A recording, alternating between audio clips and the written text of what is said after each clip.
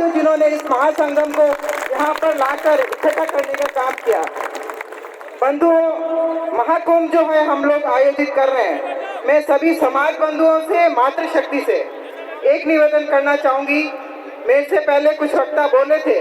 कि ना money power की जरूरत है, ना मसल्स पावर की जरूरत है, माइंड पावर की जरूरत है। Mind power it means education की जरूरत है, शिक्षा की जरूरत है। और शिक्षा एक ऐसा साधन है जो समाज को विकास की धारा में बहुत ऊंचा ले जाता है और इसकी आवश्यकता आज के समय में है। मुझे ये कहते हुए हर्ष है कि आज से 29 साल पहले सामाजिक क्षेत्र में काम करने का जो अवसर मुझे मिला और 29 साल के सफर में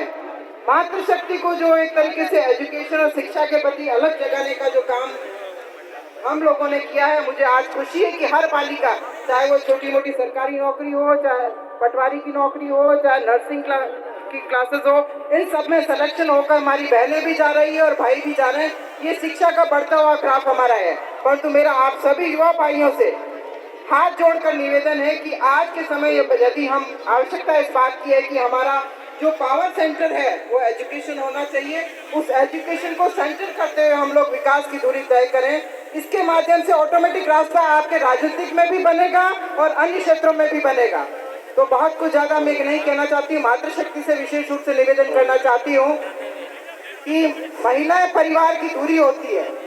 और चाहे व्यक्ति कितना भी कमा ले और घर में महिला यदि गृह लक्ष्मी के रूप में उसको सही तरीके से संचालित नहीं करती है घर को, तो वो घर अच्छा आदर्श घर नहीं कहलाता है। तो सभी मातृशक्ति से भी मैं आग्रह करना चाहूँगी कि जो बहनें हैं हमारी, वो बच्चों की शिक्षा, बालिकाओं के संस्कार, बालकों के संस्कार और हमारी सनातन संस्कृति को बचाए रखने के लिए जो आध्यात्मिक पावर हमारी है, उसको रीति रिवाजों के माध्यम से, हमारे व्रत और त्योहारों के माध्यम से हमारे समाज में जिंदा रखे। ये एक दिशा देती है हमारी भावी पीढ़ी को कि हम लोग किस दिशा में जा रहे हैं। संस्कारों के माध्यम से हम हमारी भावी पीढ़ी का निर्माण करें और उनको एक अच्छा रास्ता और अच्छी राह दिखाकर हम समाज के आगामी भविष्य की अच्छी कल्पना करें, ऐसा मैं सोचती हूँ। बहुत कुछ ज़्यादा नहीं कहती, अपने सभी भाइयों से और हमारे समाज के वडीलों से एक ही विनती करना चाहूँगी कि जो पॉलिटिकल पार्टीज हैं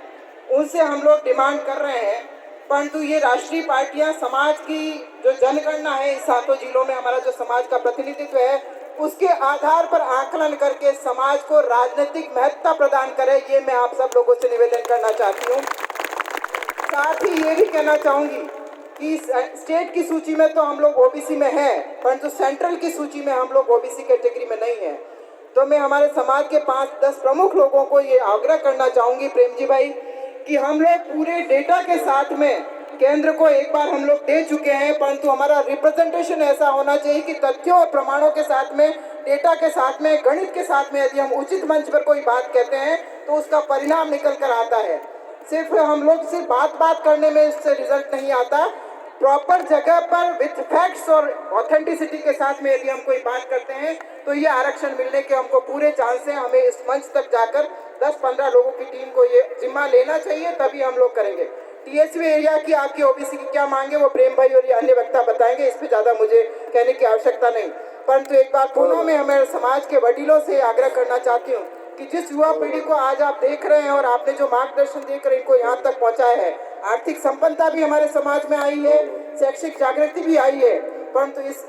युवा पीढ़ी की जो डायरेक्शन है, हमारी युवा का जो जज्बा है, उसको मैं सलाम करते हुए ये कहना चाहूँगी कि हमारी डायरेक्शन जो है वो पॉजिटिव डायरेक्शन होनी चाहिए। सकारात्मक सोच के साथ में हम सही दिशा में आगे बढ़े तो इस महाकुंभ का कोई परिणाम निकल कर आएगा। बहुत कुछ ज्यादा नहीं कहती, एक बार पुनः आप सबके शिक्षणों में नमन करती हूँ कि इस महाकुंभ में समाज के सभी लोगों के दर्शन करने का जो सुअवसर प्राप्त हुआ,